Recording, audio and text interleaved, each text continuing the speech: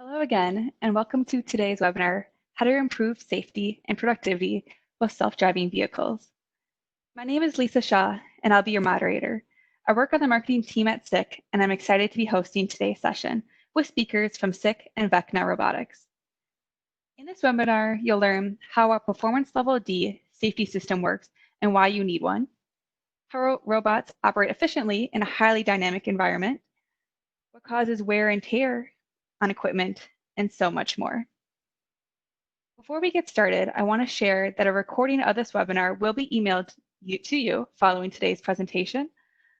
Also, feel free to ask questions at any time during the webinar by typing your questions into the Q&A section in your control panel. We'll take some time at the end of today's webinar to address as many questions as time allows. Also, during today's presentation, we'll be asking 2 poll questions, which you can also answer right near the Q&A box.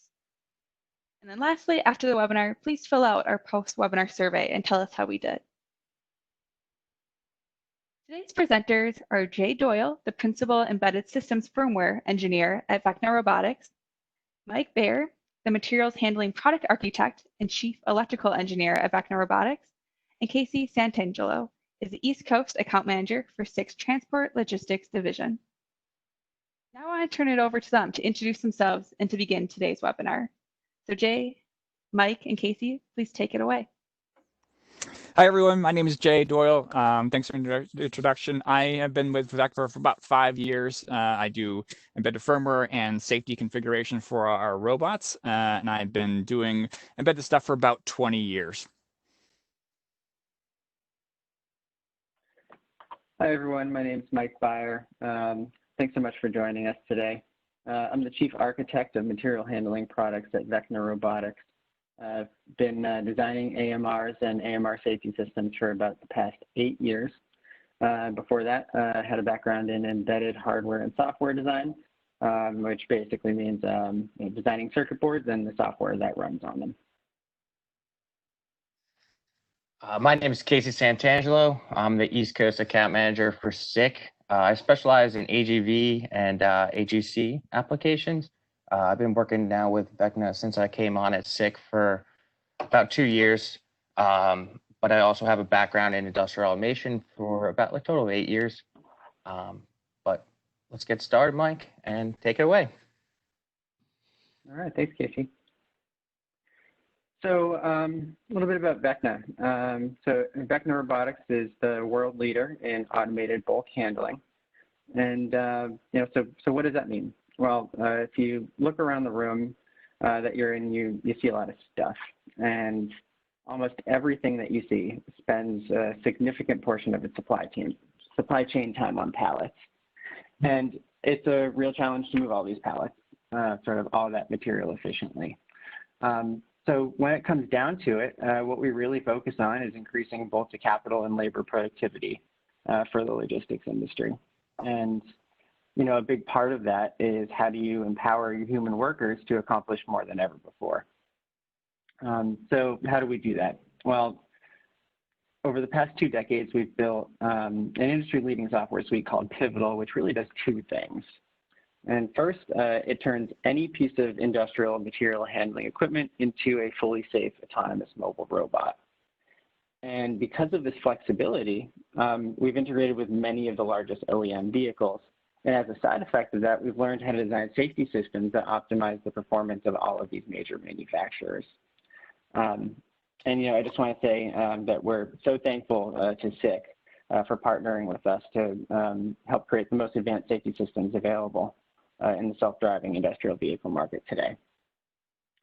And the second thing that Pivotal does is orchestrate all of the available resources within a facility. So it connects to your WMS, knows where all of your robots, humans, manually driven pieces of equipment are, knows what products need to go where and by what and when, and acts as sort of that grandmaster chess player. Make sure that all the resources are being used efficiently in real time. And, overall, the product has shown significant ROI. In a number of cases, we've seen that, without adding any additional resources, we've been able to over double the throughput of a facility by more effectively using the resources that they already had on site. And these are real deployed gains. These are not theoretical. And I want to take also just a moment to introduce Mass Robotics, which is an industry association that's co-founded by our Vecna Robotics CEO, Daniel Theobald. And it's focused on bringing innovators, customers, investors all together in effective ways to help move the industry as a whole forward. It focuses a lot on practical interoperability standards. It has a great co-working space in Boston. And the whole goal is, again, is just to help move the industry as a whole forward. And we think that this is so important because it's becoming increasingly clear that until the industry really widely adopts interoperability standards, we're sort of operating with one hand tied behind our back. And I'd say really putting an artificial cap on the amount of value that the industry can provide to its customers. And I guess by that, I'm not saying that the industry is not providing significant ROI to its customers today, because it is. But we just see a sort of step function event that if we can unlock interoperability between different hardware vendors and software, where anyone can write apps that run on somebody else's hardware, very much like how we saw the progression of the computer and cell phone industries. So just to sum it up, Mass Robotics, we believe is doing an incredibly important thing in moving this industry forward, and we would encourage you to check them all out. On the right here, you can see some of our public customers. We have a lot of non-public customers as well. These are many of the largest shippers, retailers, manufacturers, and 3PLs in the country.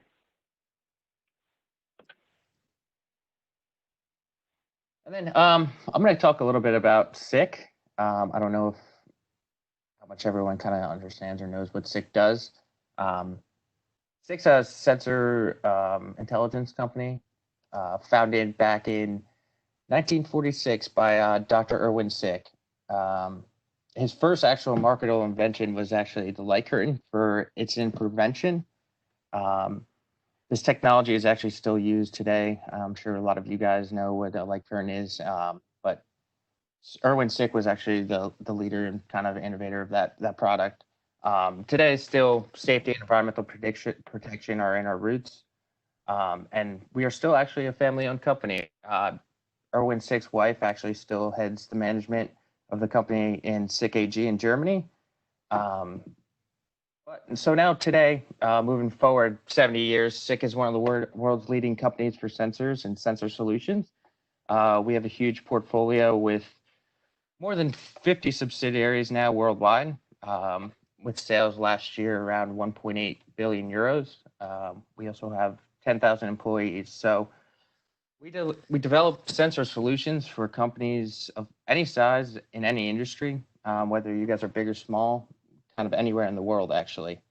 And our products, we now have over 40,000 SKUs, and we spend a lot of time actually putting back money into our R&D side of things for development of new products. So I think each year around 10% to 12% of sales are returned back into the company to work on R&D, which kind of gives us products to work in Vecna Robotics solutions and stuff like that. We kind of work with leading edge companies to provide them products that they see in the future being beneficial. So we do spend a ton of time actually designing and reinventing new products. And from the help of companies like Vecna and stuff like that, we like to partner up with them and kind of get their input on certain products and kind of incorporate that into kind of their future needs. Talking to this a little more, I mean, SICK has close to 3,500 patents, and we're still growing. Some of the products we get into are detection sensors, positioning sensors, measurement solutions, a lot of identification products such as cameras, protection along with safety. We also have control and monitor solutions. So basically we have a whole encompassing breadth of product now that kind of gives a full solution versus just a simple end of the road sensor.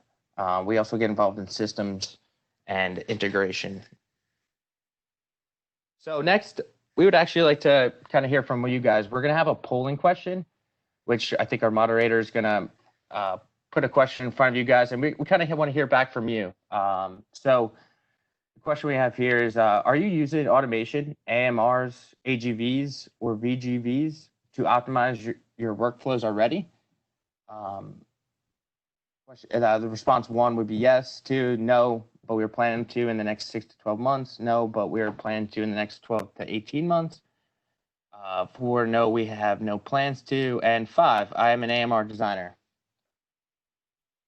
And I think we'll let you kind of take a second to answer that. I think the polling question will be on your right-hand side, but we do encourage you guys to answer. We kind of are looking for feedback from you guys as well.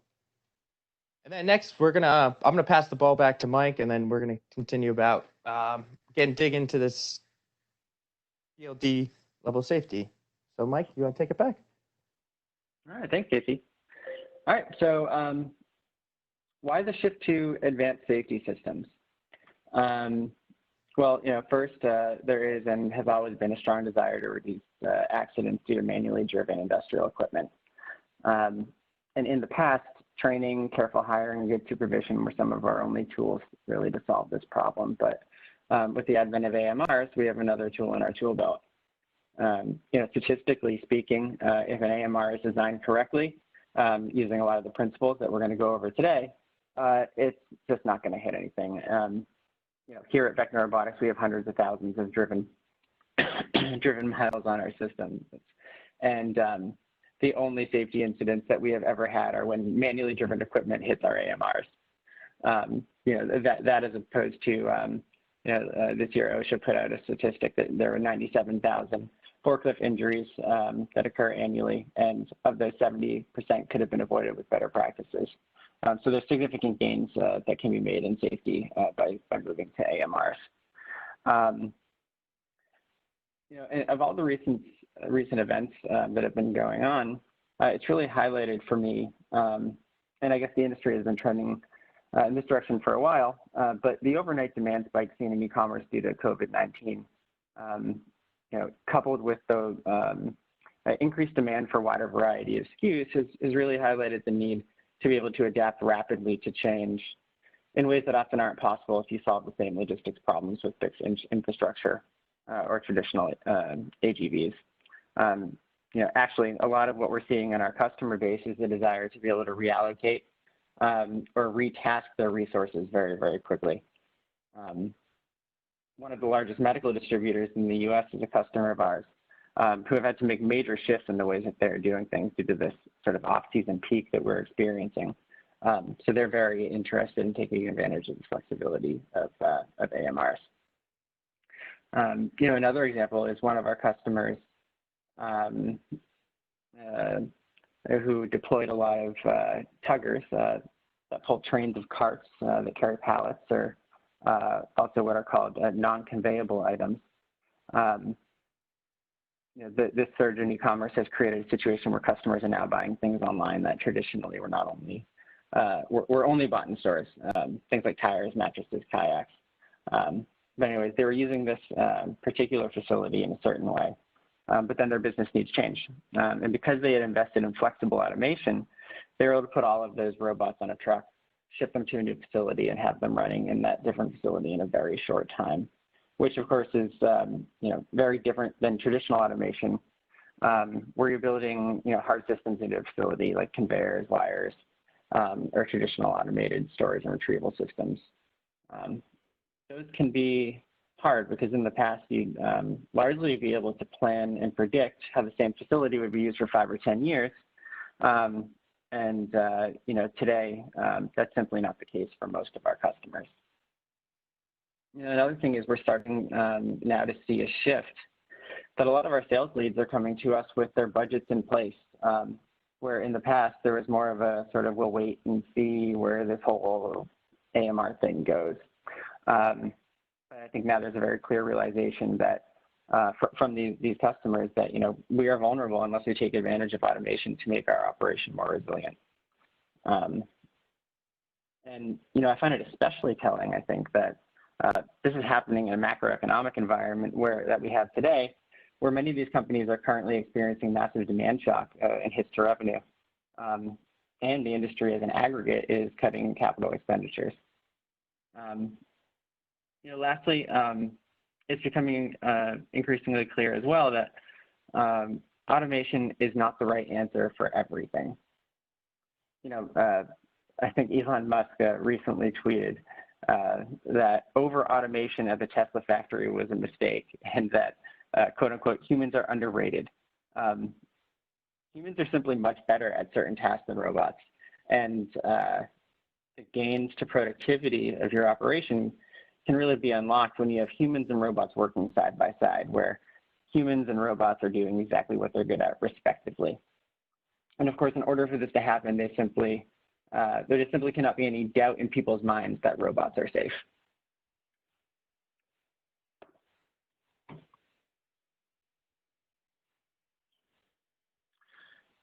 So what is performance level D?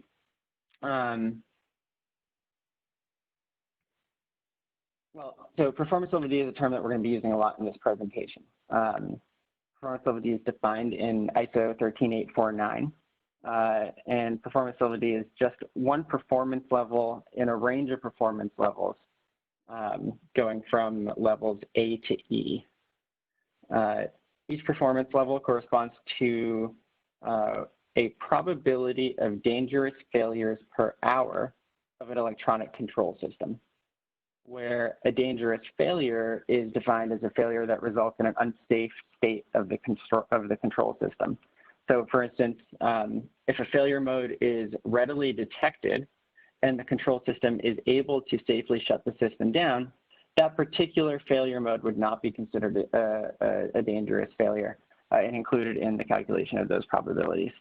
And just going back to performance level D specifically, the category of D corresponds to probabilities of dangerous failures that are 10 to the -7 to 10 to the -6 dangerous failures per hour, which when you do out the math corresponds to one dangerous failure every 114 to 1,140 years of continuous operation, which is pretty incredible. One other point here is, which is incredibly important, is just because a control system meets performance level D requirements, it does not mean that it is safe. It just means that statistically speaking, the cause of an accident will not be due to an electrical failure or software bug within the performance level D safety system. There's an incredible amount of flexibility in the ways that a safety system can be designed. And with this flexibility comes the ability to design what are called safety functions to address individual hazards that are identified in the risk assessment process.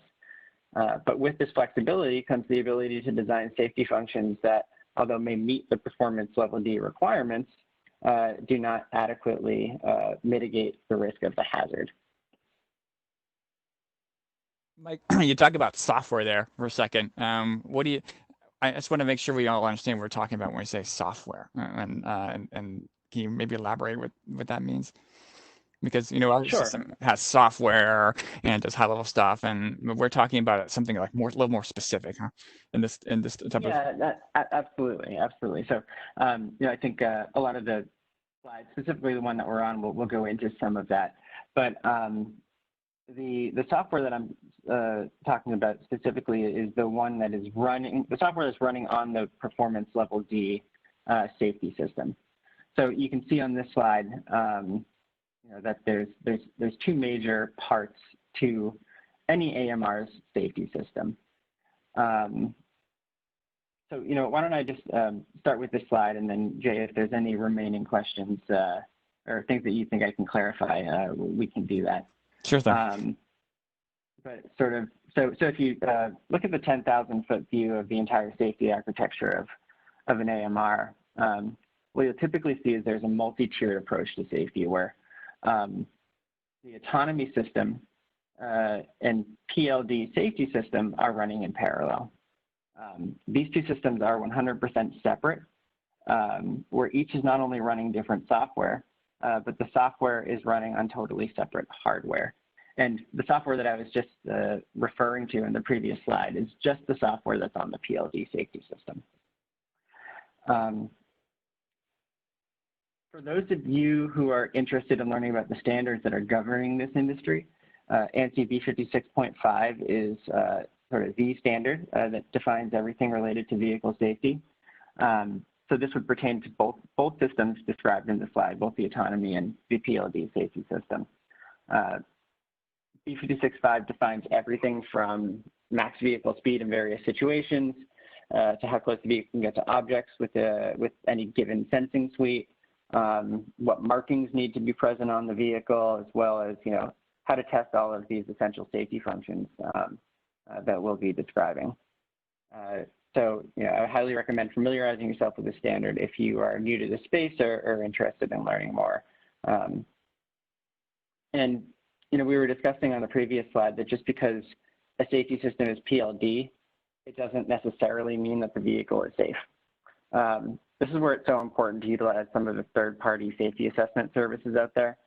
There are many providers out there, but here at Vecna Robotics, we use SICK and have had nothing but great experiences working with their team.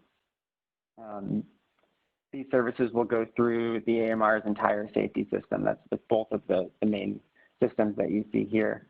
And they'll also take into account how the vehicle will actually be used in your operation. And they can be an incredibly valuable resource in maintaining the overall safety of that operation. I know we have both AMR designers and end users on this call. So I just want to be clear that these services are really useful whether you are the designer or the end user.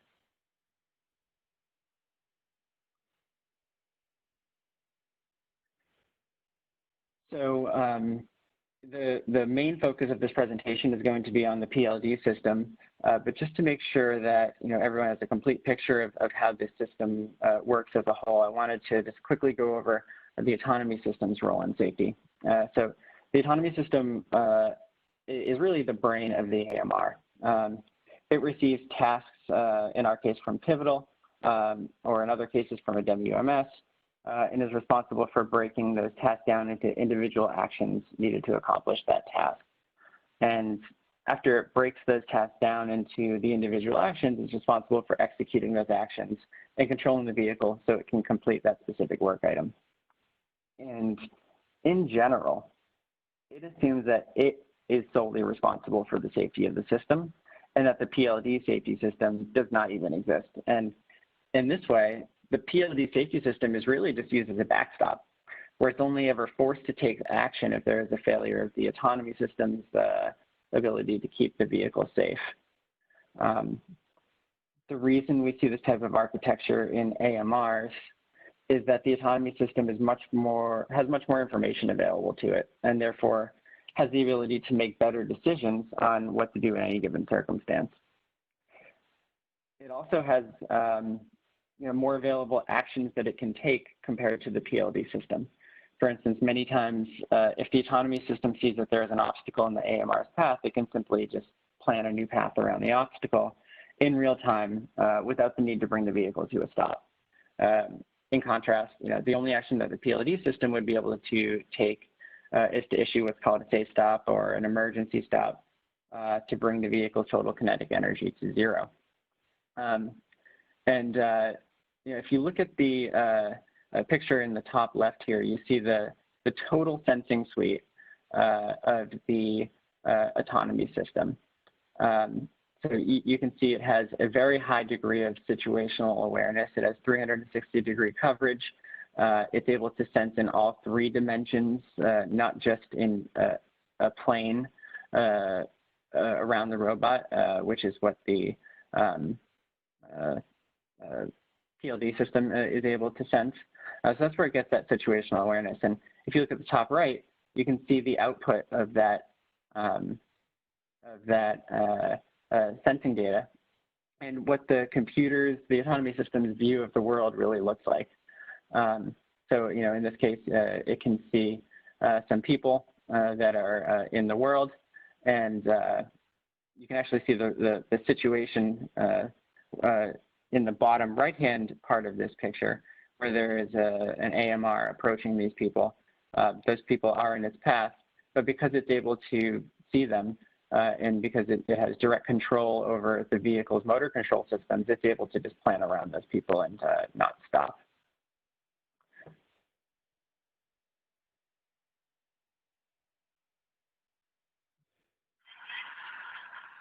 Here we have one of our vehicles in production.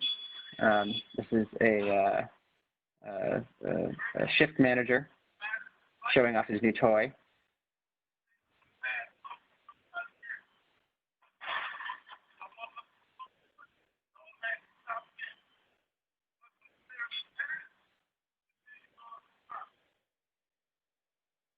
And you can see that, as per what B56.5 mandates, there's some certain minimum distances.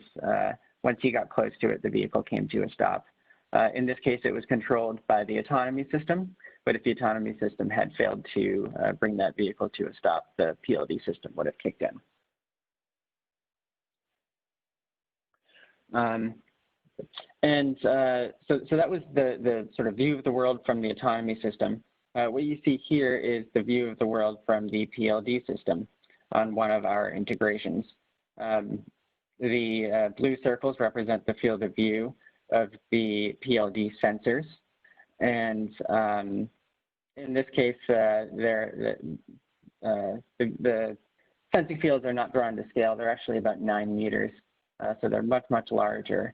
But they are only able to view one slice of the world. And one important thing to note is the positioning of these sensors determines whether the vehicle will be able to automatically resume after a safety stop.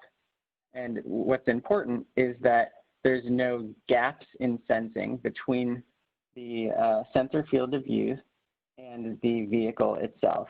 In the diagram here, there are none. So a vehicle designed in this way would be able to automatically resume. But in some cases, you'll see a safety scanner that's mounted at an angle at the top of a pole or a mast on the vehicle, sort of looking down and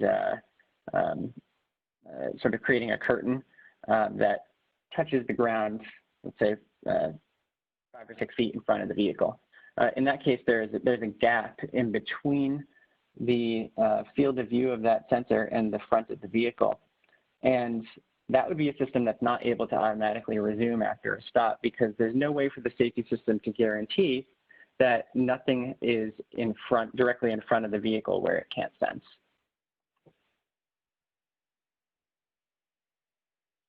So with that, I'm going to hand it off to Jay to talk about how to safely and efficiently design the PLD system for operation in highly dynamic environments.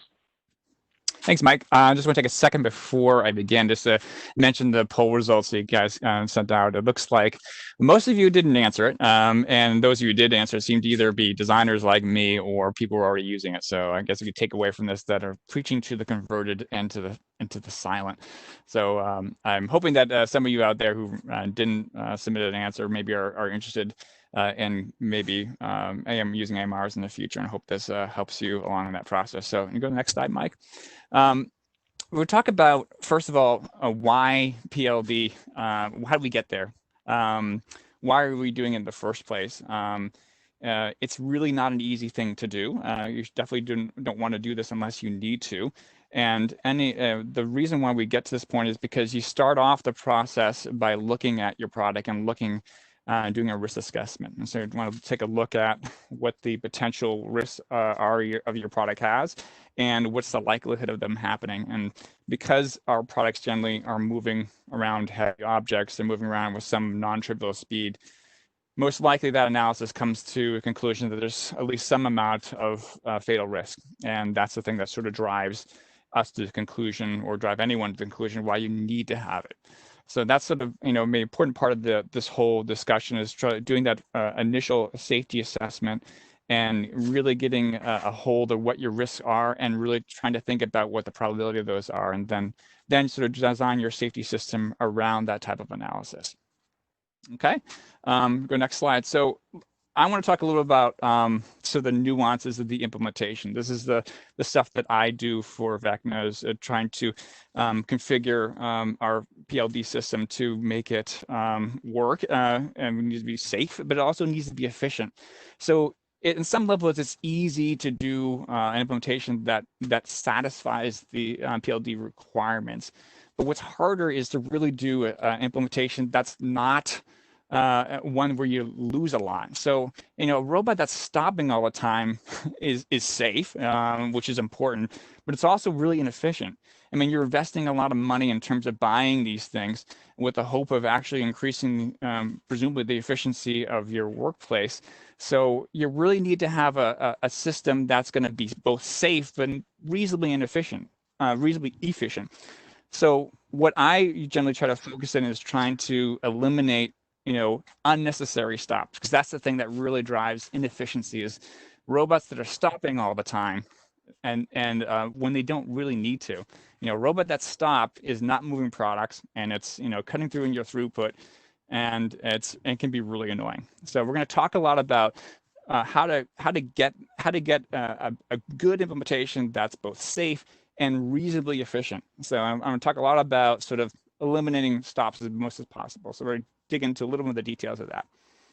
And secondly, there's a second layer of this, which is talked about really trying to minimize some of the cost of the equipment by trying to minimize the wear and tear on the robot. We're going to get to that at some point too. There's a sort of second level benefit that we can try to optimize through some of our implementation.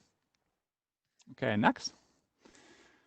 All right, so I'm going to dig down some of the building blocks of a PLD type of safety implementation. And, all of these units are important in terms of the actual implementation. They all have to be rated at the same PLD level to be able to satisfy the requirements. Because if you have any weakness in this chain, then the whole thing falls down. You're only as safe as the weakest thing in that link. So all of these things are going to mention here. We're really looking for components that really give you that PLD or above level of safety rating. So our building blocks generally include encoders, right? Because encoders are important because we want to know, basically, we need to know how fast we're going. And that factors into where we're going to look and how far away we're going to look for those things. If you're going faster, obviously you need to be more conservative. You need to be looking for things a little farther out. If you're going slower, you can be hopefully a little more, you don't have to be as conservative. And so second level and with encoders is, I would argue, you probably need to know something about your steering. This is a big part of what we found to be an ingredient for a really effective safety implementation, is if we can couple these two pieces of information, knowing how fast we're going and knowing where we're going, then we can really hopefully avoid stopping for things that are not really important to stop for. Things that we're going away from, obviously, don't really need to stop for those. So those are two big important parts of a good implementation. Next, obviously, is an important part is the scanners themselves. You need to have some sort of way to do obstacle detection. So this generally takes the form of like a safety scanner, so a LiDAR-based scanner that's going to give you obstacle detection information to be able to see objects that are sort of along the lines that are enumerated in the B56 standard that Mike talked about. And that forms, the event that basically triggers your safety system to let us know that it has to stop and to start that sequence of events that would actually ensure that the truck comes to a complete stop. In addition to those two important parts, you're going to need to have something that sort of aggregates that information. So it's not just the sensors that you need. You need some sort of logic that runs to sort of implement your whole strategy. Now, there's I've found that in our implementations we need some other information and there might be some other conditions in which we want to stop other than just the pure obstacle detection part. And then also there's some really important parts that have to do with how you monitor speed. They're really important in terms of getting a good efficient implementation. Those things, all these things are running on like a PLC type of safety controller, right? So that's the third part. Fourth part, we have all these different components. They all need to talk to each other. Now, as part of a system is a safe system is a system that has safe means of communication. So like for this SICK system, you're generally looking at like a safety FE Pro system. This is implements some safe means of communicating between these parts. And lastly, it's relay. So all of our implementations are sort of built on this principle that a safety system will be able to stop a truck by removing truck power. And these AMRs we build, they all have a parking brake basically that engages when the truck power goes off. And you need to have a relay that basically is inline your truck power that you can pull when when things are not good. And this is a normally open relay. So if normally this is going to be keep the robot in a safe state by removing truck power. Those are our building blocks. Next slide. So I'm going to pass the mic over just to Casey just for a little bit so he can tell you a little bit about how SICK can provide solutions for all these different things. We have a little graphic here that shows you how these parts sort of get pulled together. Yeah, thanks, Jay. So kind of, I guess, going a little further, which Jay will go even further into after this, but we're kind of going to look at like a simplified overview of the PLD safety system. This is like a common system, I guess we would see in like an AGV. So currently, like we would first, I think, looking at the encoder systems, we would have basically an encoder for tracking your velocity or speed, and then one tracking your steering. So SICK provides these two encoders that will go into actually the safety controller system through a module basically that pulls in that encoder data and then will translate that data and send that data to the LiDAR basically to understand what field set or area of protection needs to be set up at that time based on speed and direction. So the data going in from the encoders are going into the safety controller through the mock module, which is a SICK module that is added into our safety controller, which is the FlexiSoft safety controller. And that monitors the speed and direction and then pulls that through the controller. And then the controller sends that data over the FE Pro communication, which is an Ethernet-based safety communication to the PLD LiDAR. And then the LiDAR will adapt based on what it's seeing through the mock module. And all this is done through the architecture in the SICK software safety designer. And then obviously when something will break one of those fields, depending on the speed and direction those LiDARs are looking at, then ultimately the final straw would be the safety relay cuts out, and then we have a safe stop if someone breaks one of those fields. So I think Jay kind of goes deeper into kind of like how the microscan is programmed and how furthermore that we can kind of see how this PLD safety system works. So Jay, take her back. Yep. All right. Yeah, as Casey alluded to, I want to talk a little bit more about some of the details of some of these components, and specifically talk about the safety scanners, because that's really where a lot of the performance gains can be made, particularly how they are configured. Now, this slide shows some of the basic building blocks we use here. So at least for the safety scanners we use for SICK, we use kind of a couple different concepts. So there's areas that we can basically define sort of fields. In this case, in the red zones here. These are the zones where if an object is detected in there, we need to stop. And that is the first part, the first event, and that's that chain of events that will execute in the safety system to do a stop. And we also use another field as visualized in yellow that basically is an early warning system. It says like, I'm getting close to something. And this is an interesting thing. We're basically using this feature to actually push that information forward to the next level of our system outside the safety system as an early warning system. Like we do have a high level system that's doing lots of sensing, but there's another way we can sort of utilize the information that we already have in the safety system just to increase our safety coverage and our use of that data and our complete implementation. So for us, basically, like I said, we use this slow down zone to tell sort of our low level system, hey, you should really start slowing down with the goal of avoiding stops. That's the big thing we're trying to do, is really want to avoid stops at all costs. And any type of information we have that we can act upon, that be useful in that information, we definitely want to use it. So typically what we do is we look for crafting ways to make these field sets as optimal as possible. Now, in an ideal world, at any given point, there's a certain area that you care about, and it's based on where you're going and how fast you're going there. Now, if I'm going straight ahead, all I care about is things right ahead of me. Now, the safety system doesn't know about what the future plans are for the road. It only knows what the current state of the problem is. It knows how fast it's going, where it's going, and what direction it's heading. But in those two informations, we can change basically the areas of interest that we're looking for. And at any given point, there is a known area that is optimal. And every change of steering angle, any change of speed would change those zones. But in reality, you can't have infinite number of fields.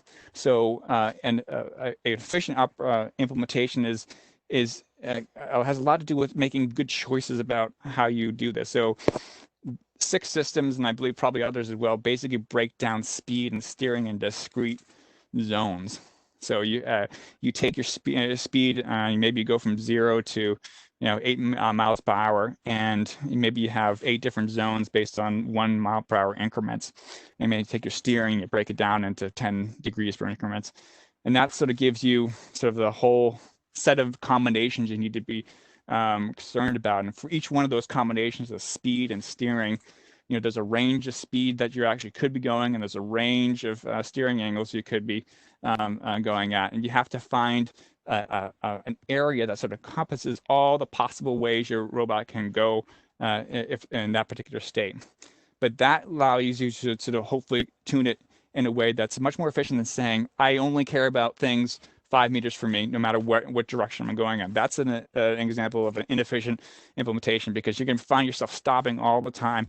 And the second part that's really important is that going down aisles is super important for our wheelhouse applications. Aisles are narrow, so this is really important in terms of navigating through narrow aisles. We want to be only focusing on the things we absolutely need to, because if we get too conservative and start looking to the side when we're going straight down to the center of the aisle, we won't be able to get through some narrow aisles. So that's really important in terms of being able to make a product that is efficient and will even work at all in some of our applications. The other thing I probably wanted to talk about in terms of these zones, the red zones, these things where we know we need to stop. There's a further optimization we can do is that we ideally want to not have to pull this parking brake unless we really have to. And we'll talk about that a little bit later on. So there is some implementation details that, and particularly with 6 implementation, that can be really helpful in this, in using the functionality that's included in their motion module, the mock module that Casey talked about. It's called the safe stop block. Basically, what it does is allows you the ability to monitor your deceleration. So if you know you have to stop, what we want to do is we want to tell the other parts of our system to stop the robot before we have to pull the parking brake. And so we can use that event and communicate it to the system and say, all right, you need to stopping right now, but I'm going to watch you. And I'm going to watch, and the safety system is going to watch you decelerate. And if you don't keep up, you're not doing your job, then I'm going to pull the parking brake. And that's a much better way of doing it, because it really gets to eliminating unnecessary wear and tear. And also there's some implementation details that tends to be a lot more efficient in terms of recovery time if you don't have to pull the parking brake. So we try to make trying to use as much as possible to really eliminate stops at all. And when they do, eliminate the possibility that the safety system really has to do what it's designed to do in the worst case scenario, which is to pull the truck power. So I'm going to dig in a little bit and go to the next slide and look at some of the implementation details of some of these field sets. Next slide. Mike.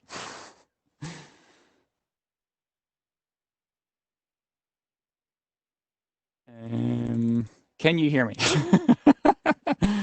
I can hear you, Jay. You're good. Good. All right. Good. You're still there. Wow. I would have not have liked to have done that all over again. All right. Here's some examples talking that sort of show you a little more detail about these field sets they're talking about and ways that we do an optimal implementation of them. So what we try to do is, like, for the combination of speed and steering, look at try to find the right areas that we should be looking for, and in practice, what this comes out to is you're always coming up with a cone, because the cone is an artifact of the fact that you have a variety of different steering angles you could be in this state, and so that gives you sort of the spread. And the narrower you find the range of angles for any particular steering zone, the more narrow the cone will be. But it's different than, I think, a lot of invitations. You tend to be very straightforward, sort of blocks or just trapezoids and so forth. The more you can sort of implement a curved area, the more areas that you're removing that are potentials for false positive. And so another thing that happens when I have discussions with SICs, they ask me, well, how many field sets do you want? Say, how many field sets do you want? And I always tell Casey or anyone who's listening, I will take as many as you can give me. And the reason behind that is that the more field sets I have, the more finely I can tune the system. I can break things up into smaller and smaller increments and get closer to that ideal area that I should be looking for, given what I know at any particular time. So this is just four examples of you have some examples turn to right and turn to left and going straight forward, and then the one on the bottom right is actually backing up and turning. So each one of these is a slightly bit different.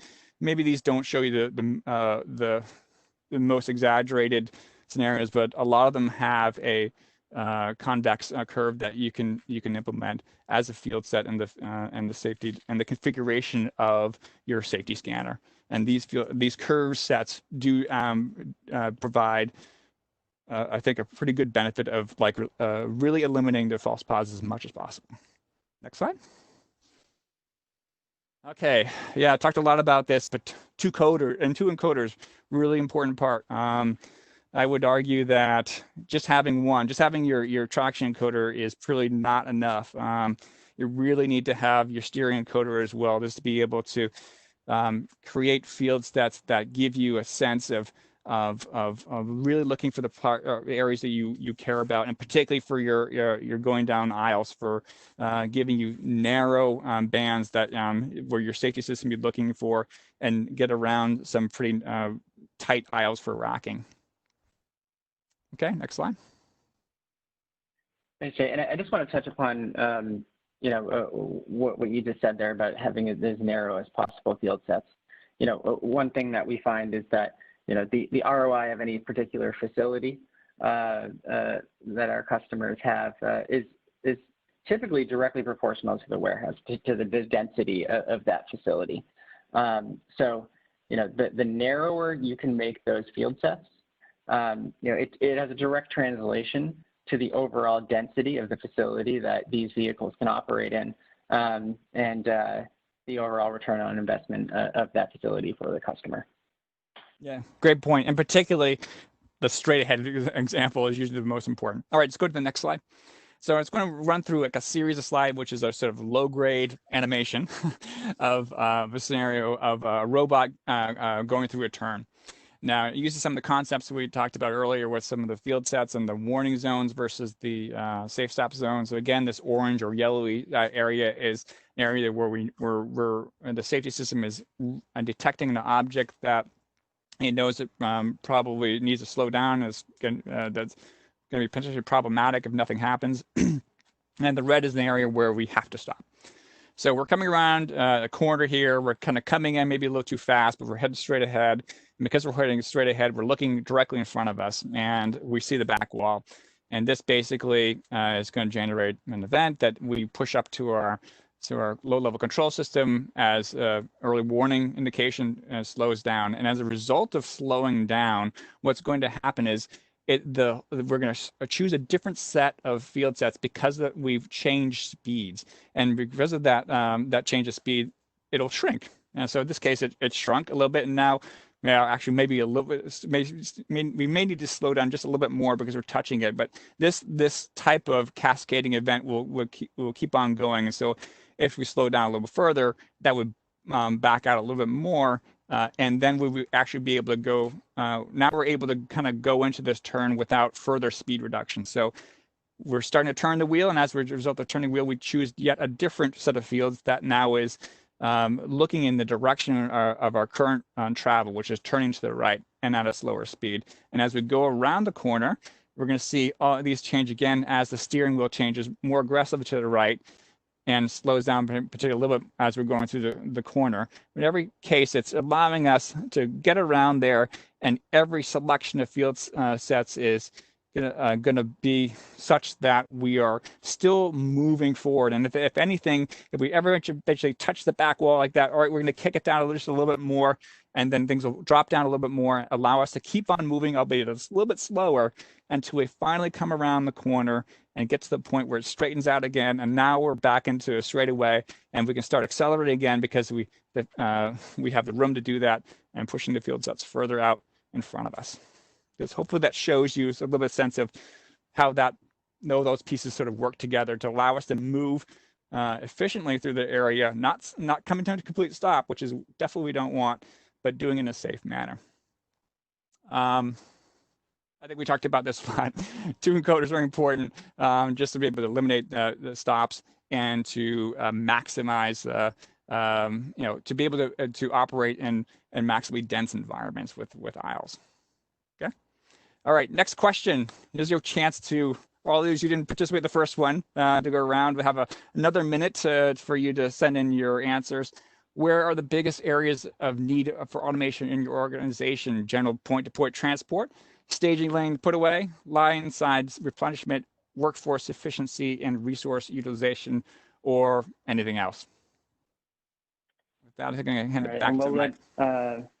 Yeah, we'll let the group answer that in the background because we're running a little bit over. Last part of this presentation is reducing wear and tear through safe stops. Just in general, AMRs have a distinct advantage on wear and tear, just because, there are no collisions caused by the AMR in a correctly designed system. They have much softer accelerations and decelerations, so you're not wearing out that main drive system.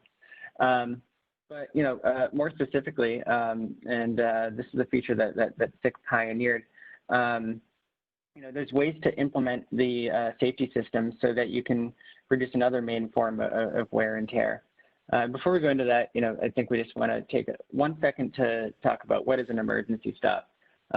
So in a typical implementation, an emergency stop is when the performance level D system cuts vehicle power. Therefore, engaging the only mechanical brake in the system, which is the parking brake. And we work with many of the largest OEMs of these vehicles, and we work with their engineering teams. And I've asked the engineering teams of almost all of our partners, is this parking brake designed for shock loading? And they all say that it's not, and that repeated shock loads could cause catastrophic failure of that parking brake. And that's a big concern. It's a big concern, for the industry as a whole. Most safety system implementations will only use that parking brake, and if that does have a catastrophic failure, you've basically created a torpedo. I think that this is something that the industry needs to recognize and start to use some of the more advanced features that are available through fixed mock module, but I think some of the other safety system providers are catching on as well. So how does this work in a PLD way? You can implement something called a safe stop, which is, and Jay touched on this, but basically what happens is when the safety system does want the system to come to a complete stop, it will tell the vehicle's native control systems to bring the vehicle to a stop first. So that way you can use the motor controllers that are on the vehicle to slow down and come to a stop. And all the while, the safety system using that safety rated wheel velocity encoder is monitoring that stop. And only if there is a failure of the main control system to bring the vehicle to a stop will the safety system actually pull cut truck power and engage that parking brake. So in practice, we're really able to remove greater than 99% of the occurrences where we would have had to pull that parking brake. So with that, we'll conclude the presentation, and we will open up the floor for questions. And I believe we pass it off to Lisa at this point. Yes, thank you, Mike, Jay, and Casey. And we'll go ahead and take time for some questions. Any questions that we don't answer, I'll have our presenters reach out to you to answer them. But the first question is if the autonomous system is not designed as a safety function and the safety system is designed for PLD, how do you address collisions with objects that are not connected to the floor? Yeah, the like overhanging objects, right? Exactly, yes. Yep. Do you want to start with that, Mike? I mean, obviously you can include safety scanners that are looking at different planes. That's one solution. But I think, I mean, does it? I don't know if you have more specific about this. I'd be glad to answer this. So, I think this all comes down to standards, and the reason B565 put the requirements in that you only need the horizontal plane for your PLD system is that really came down to a risk analysis of what are the situations where humans can get hurt. And that plane is defined to be at a height where whether a person is standing or laying down on the ground, they will be seen by that plane. And if you look at the overall risk of something not in that plane getting hit by an AMR, and then in consequence causing impact to human life, it's much lower, which is why the standard says that you don't need PLD for objects that are not in that plane. And in practice, what we find is that the autonomy systems, if they have the correct sensing suite, do a great job at making sure that we don't have those collisions.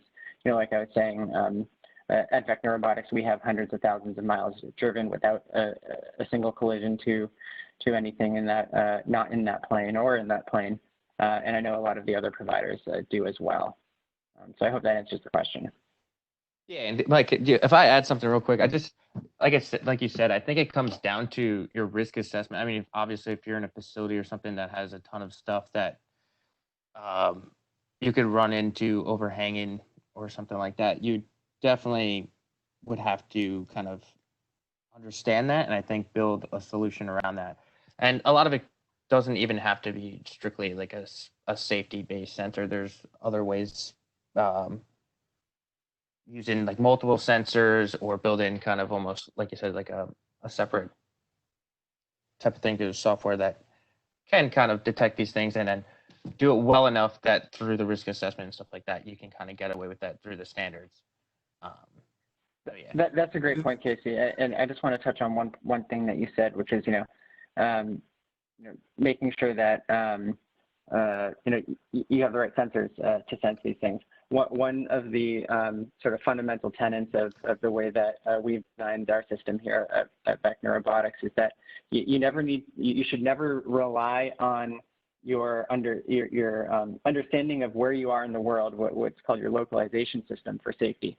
So, I know a lot of the implementations out there will use what's called sort of no-go zones, or they rely on their map to, make sure that the robot's never able to go into an area that might have an overhang or something.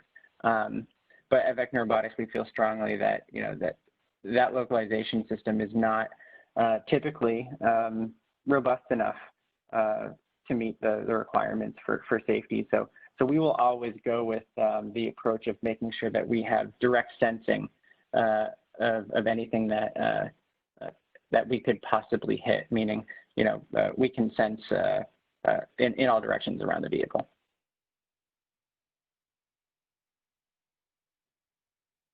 Great. It looks like we're going over time, but I'll ask one more question. And again, any questions that we don't go over, I'll share with our presenters. But the final question is, does safety responsibility in an operation, including a public space, fall to the vendor or the actual user?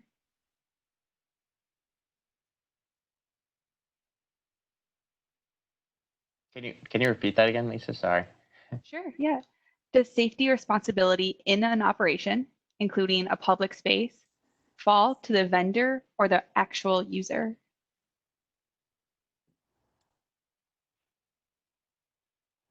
Yeah, so I can take this. I think when it comes down to it, the responsibility is certainly on both. The vendor is responsible for making sure that the vehicle itself is safe and conforms to all standards. But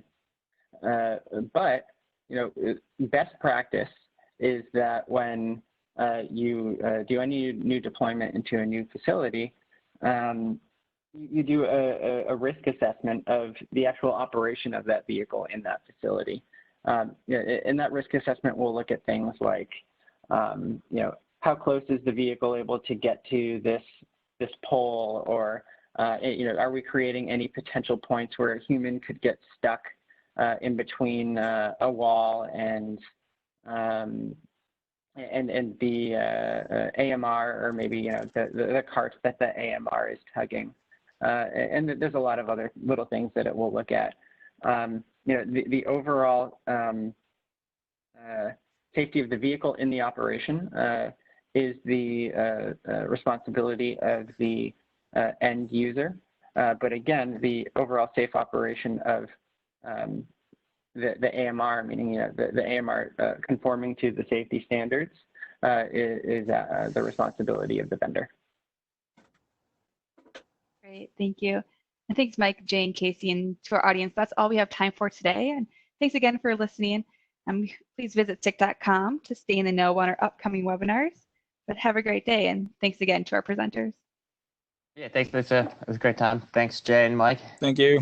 Thanks, guys. Thank you.